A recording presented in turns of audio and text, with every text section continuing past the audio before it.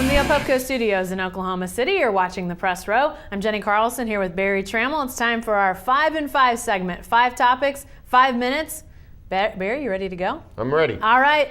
First of all, does the women's tournament qualify as March Madness? The answer is no, it does not. And it won't until we get off the home courts.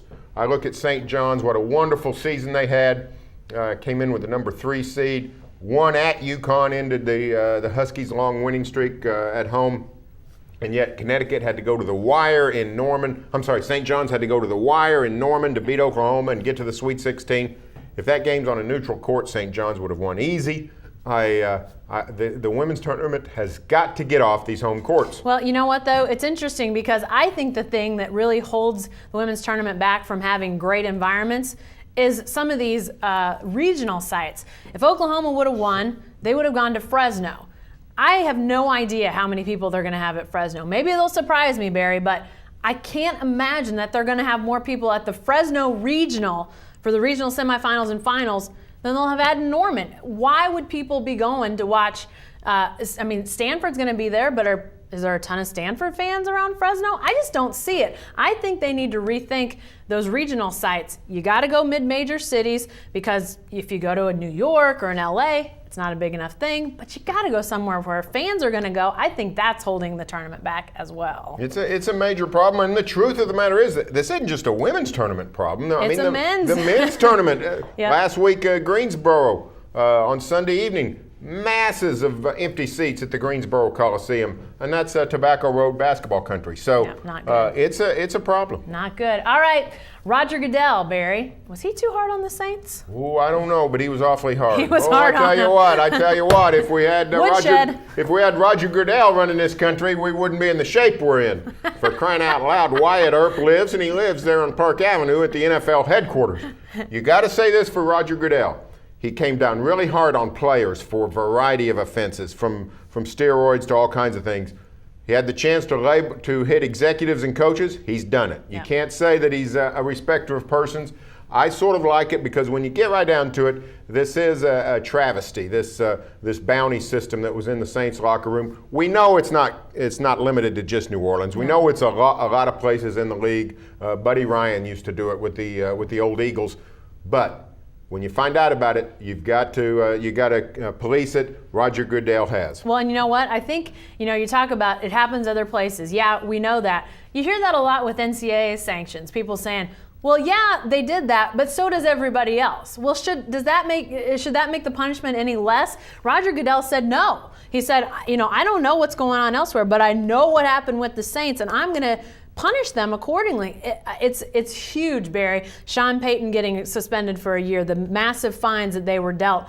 This changes the complexion of one of the great franchises in the NFL and one of the great stories. You talk about the comeback from the hurricane and everything that came with it. Now, I think this is, it's not worse than the hurricane, but they're going to have to come back from some serious stuff here. This is a big-time blow to the Saints. Yeah, it is. They'll struggle. Definitely. All right, let's head to the hardwood, Barry. What about this? Will Derek Fisher play in late-game situations for the Thunder, newly acquired Derek Fisher? Well, he certainly did in Game 1. He, the Thunder tends to go small at the end of games, put Harden, Westbrook, Durant, and another perimeter player out there with one of their bigs.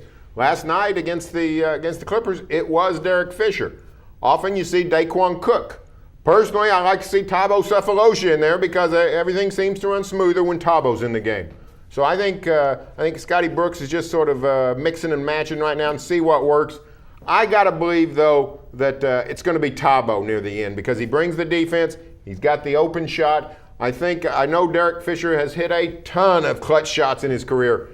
But if you're having somebody shoot one of those corner threes, I'd just as soon have Thabo shooting it now as Derek Fisher. Well, I think once Thabo gets the sort of minutes restriction that Scott Brooks has put on him, it looks like right now 15 is about the limit for Thabo, and that basically pushes him out of any late game situations, or it has to this point. Once Scott Brooks widens that and gives Thabo more time, I think you'll see him in there more often. But, I think depending on what an opponent brings, Barry, couldn't you see maybe Derek Fisher instead of James Harden? I love James Harden in late game situations because of all the different things he does. But if they need better ball movement or somebody to create for, or somebody to sort of start that offense for Westbrook Durant, Fisher might be an option there too. I could see him playing some in place of James Harden a Well, little bit. I can think of 29 people in America that would love to see Derek Fisher playing instead of James Harden. Right. And so for crying out loud, taking James Harden out of the game is never a good idea. I don't care who you sign. Yeah, all right. What about this one, Barry? U.S. presidents? You had a close brush with any U.S. presidents? Mr. Obama's in the state. He's in the state. Yeah. He's up in Cushing, hometown of our former sports editor, the late Bob Colan. My closest brush with a U.S. president is I once shared a ballpark with Herbert Walker Bush. Back would have been 1990. Was he the president at the time? He was the El Presidente at the time. Okay. This was 1990, 1991, and it was a total hassle. Highways went down to Arlington. I think it was opening day against the.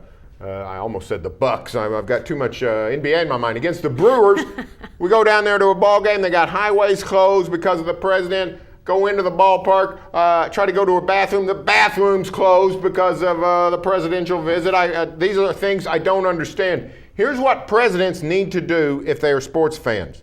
Stay away from ballparks. All you do is inconvenience fans. Well, you know what? President Obama did a pretty good job of screwing up fan experience last night with the Thunder because they had to close so many downtown streets. He was staying downtown.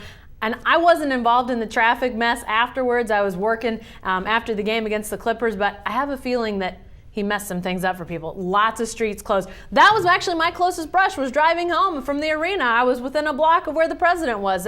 Did he stay at the Skirvin? I think he stayed at the Sheraton, actually. Oh, the Sheraton. Oh. Yeah. Well, he avoided the ghosts.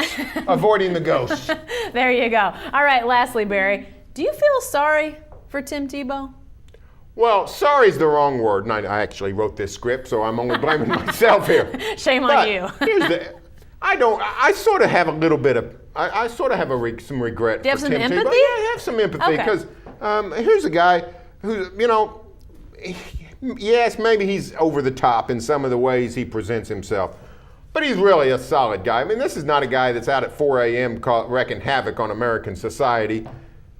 All he did is get in the ball games and win for the Broncos, and he's repaid by being traded to the Jets, who have a quarterback. So I have a little bit of empathy for him. Now, is he a top shelf NFL quarterback? No. Does he belong? Does he need to start for an NFL team? No. Probably not. No. But when he got the chance, he produced in the victory column, and that's what matters most. And this is the thanks he gets. So here's what I know about Tim Tebow. I have some empathy for him, but I'm pretty sure he's going to be all right. Yeah, he's still playing in the NFL, still cashing the checks. He's in a major media market, which I think they're going to write a little bit and talk a little bit about Tim Tebow from here on to eternity, probably. So I don't really feel that sorry for him. You know what I think is going to be interesting is to see what the Jets do with him. The Mark Sanchez is already there. Doesn't sound like they're planning to change their starting quarterback, which means Tim Tebow could be used very situationally and in some, specialty packages. I think, Barry, he could end up being more effective than he even was as a starter, and he was really effective as a starter. But it's going to be interesting to see how do they work him into what they do, because I don't think they're changing starting quarterbacks. No, I don't either. All right, be sure to stay with the best coverage team anywhere at newsok.com and every day in the Oklahoman.